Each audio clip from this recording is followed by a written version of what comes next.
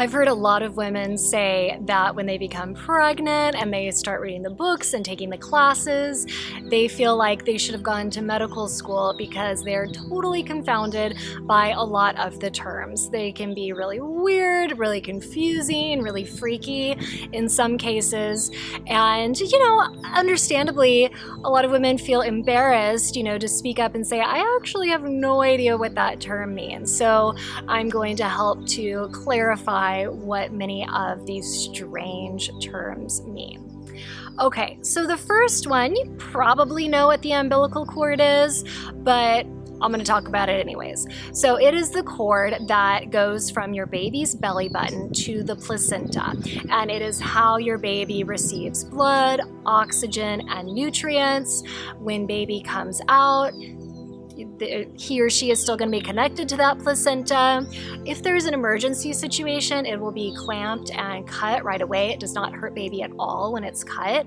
Ideally, the cord will be allowed to continue pulsating until it stops, so baby can get that extra blood. It can help to prevent iron deficiencies if the cord is allowed to stop pulsating before it's clamped and cut. So that's the umbilical cord. Okay, breech baby.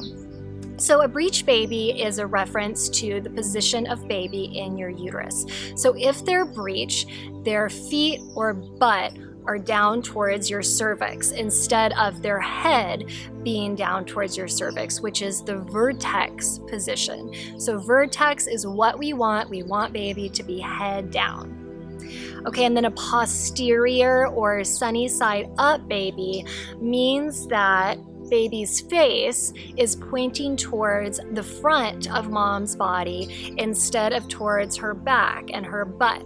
So we want baby ideally to have their face pointing the back of your body because it makes it easier as they're coming out of the birth canal. So there are many different ways that you can help baby reposition out of that posterior sunny side up position. I have a video on this channel about how to reposition a sunny side up baby. Okay, next, preterm. So preterm means that a baby was born before 37 weeks gestation. So if you start going into labor before 37 weeks, get to the hospital right away because they can potentially stop labor. Babies' lungs usually aren't well developed by that point, so usually preterm babies need extra support, especially in regards to breathing.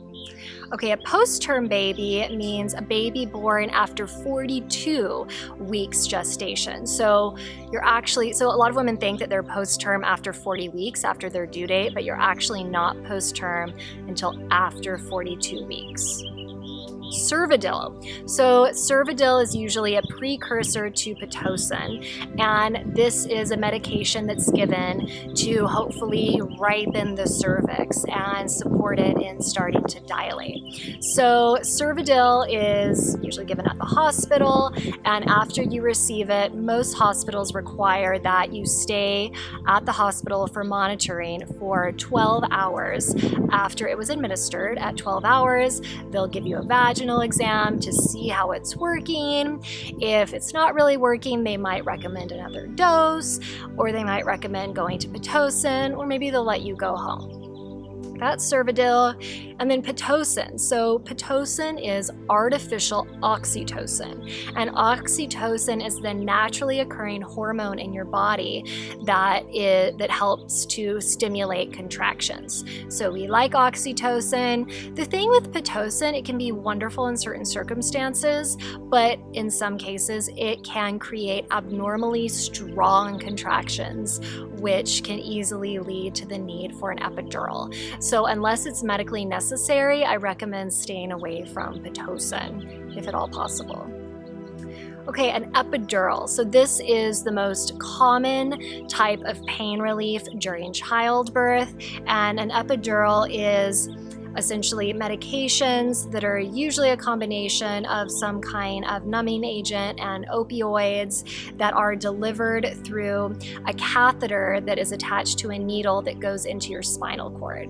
So it's not too fun to have the epidural administered. You have to stay incredibly still while the anesthesiologist is putting it in, but almost immediately you're going to feel relief, and essentially it causes numbing from your waist down. So something that happens with an epidural, because you can't get up to go to the bathroom, they're also going to put in a catheter so your bladder can empty without you needing to get up and go to the bathroom. Okay, rupturing of membranes. So this essentially means you're water breaking. And this can either happen naturally, usually it's not like the gush from the movies, or your care provider can rupture your membranes. So the thing about rupturing your membranes is some care providers like to do it for you because it can help to speed up labor. But the thing is, once your membranes are ruptured, once that amniotic fluid flows out of you, you have less of a padding during contractions, so it can make them more intense. So it's another one that, unless it's totally necessary, I would hold off on having them rupture your membranes until it's really needed. Okay, dilation. It refers to how open your cervix is. So before you can start pushing, before you can birth baby, your cervix needs to be at 10 centimeters dilation. And effacement. So effacement is how thin your cervix is. So the cervix starts out being about 3 to 4 centimeters long, and as labor progresses, it gets shorter and thinner, and that shortening and thinning is the effacement. And when you're 100% effaced and 10 centimeters dilated, you're in a good place to push that baby out. Okay, mucus plug. It's about as gross as it sounds. So the mucus plug is like a thick jelly-like discharge that is between your cervix and your uterus, and it helps to keep bacteria and viruses from getting into your uterus. So it's great. When it comes out, you'll see a lot of kind of like clear, sticky, jelly-like discharge that might have some pink, some tinges of blood, some yellow, some brown. If there's a lot of bright red blood that comes out with the mucus plug, go ahead and let your care provider know. Sometimes the mucus plug comes out a week before you even go into labor. Sometimes it doesn't come out till you're in transition and you're about to have that baby. So just because your mucus plug comes out doesn't mean that you're necessarily going into labor, but it usually indicates that your body is definitely getting ready to get the baby out. Okay, meconium. So this is the word for baby's first poop, and it is looks like black tar. It has no odor, and sometimes your baby will have a few bowel movements of meconium before they move on to that like green, yellow, cottage cheese-like poop that, if your baby's breastfed, also doesn't really have a smell, kind of smells like curry. So it looks gross, but it doesn't smell too bad. Sometimes, especially if a baby is still in the womb well past the due date, sometimes the baby has a bowel movement in the womb, and that meconium can come out of the vagina, and usually when it comes out it looks kind of green or yellow. So if you have discharge that's that color, or if your water breaks and there is some discoloration, go ahead and let your care provider know. It's not really a big emergency if your baby has a bowel movement in the womb, but it does mean that they're going to be on high alert. It means that if you're at the hospital, the NICU team will be present to check baby out after they're born to make sure they didn't aspirate any of that meconium. Okay, NICU, that means the neonatal intensive care unit. So again, that team will be in there. If the doctor, if your care provider is at all concerned about how baby will be doing after they come out of the womb, they're not always present. And if your baby has any special circumstances when they come out, they might spend some time in the NICU to make sure they're all good. Transition. So for many women, this is the least fun part of labor, but luckily it's usually the shortest phase of labor. So transition is the period between active labor and pushing. It is when your cervix dilates to 10 centimeters. And usually transition lasts 30 minutes or so, give or take, and consists of the strongest contractions you've had so far. Sometimes it's accompanied by vomiting, by feeling like, okay, can't do this anymore, I quit, I'm leaving. Sometimes it's accompanied by that mucus plug coming out, some bleeding, by big temperature shifts. When all that starts happening, be excited because it means you are nearing the end, you're getting close. So although it's overwhelming, it's actually a really good sign that labor is progressing as it needs to.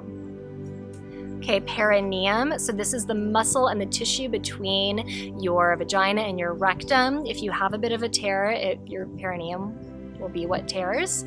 Tearing isn't nearly as bad as it sounds. I tore, I didn't even feel it. So I talk a lot on here about how amazing a perineal tissue massage is. I have a video on here about how to do that, and that can set your perineum up for success during birth, and it can minimize your chances of tearing. So check out the perineal tissue massage video. Ring of fire. So when people talk about the ring of fire, sorry, I have a fly buzzing around me. Ring of fire, it's the perineum, and it is the sensation that happens when the perineum is stretched to full capacity when baby's head is coming out. I didn't actually experience the ring of fire, even though I had an unmedicated birth, because I had so many endorphins in me that I was somewhat numb in the perineum when my baby's head was coming out. I felt really full, I felt a lot of pressure, but I didn't actually feel that ring of fire. Some women do. Nothing to freak out about. It'll pass before you know it, and it's a good sign because it means baby's head is coming on out. Okay, prodromal labor. Prodromal labor is kind of a bummer. It is early labor that you really feel. So a lot of women go through early labor, which means they're progressing to about 4 centimeters without really feeling much. Or they kind of feel the contractions, but it's not too bad. They can still nest, go see that movie, take a nap. It's not that big of a deal. Some women, if they're having prodromal labor, they are really feeling that early labor. They are in it, they're having to utilize their tools. The contractions aren't pleasant. The bummer with that type of labor is that it's not actually dilating your cervix. It's definitely prepping your muscles and your mind for birth, but it's not actually creating much progress. So if you go into prodromal labor, just utilize your relaxation techniques. Think of it as a chance to really prepare for, active labor, and just know that it will eventually pass and that it will eventually turn into active labor where something is actually happening. Okay, Apgar. So Apgar is a measurement of how baby is handling life outside of the womb.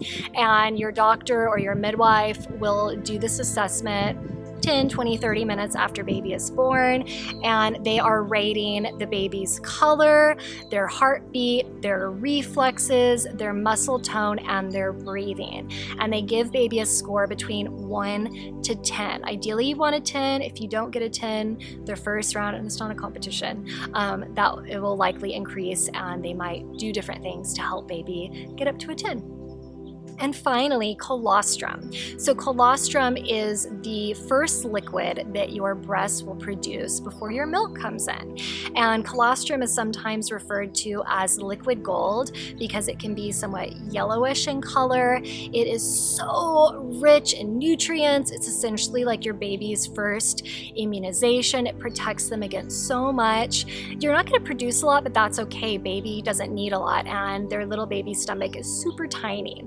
So make sure to feed baby that colostrum. Don't think that your milk has gone bad if it's a little bit yellow. Sometimes it's clear, not always yellow, but yeah, and also don't be worried that you're not producing a lot because your milk hasn't come in yet. It usually doesn't come in until about 24 to 48 hours after baby has been born. I think that's about it. If there's other terms that you're confused by or something that I explained that you want further clarification on, go ahead and let me know in the comments below.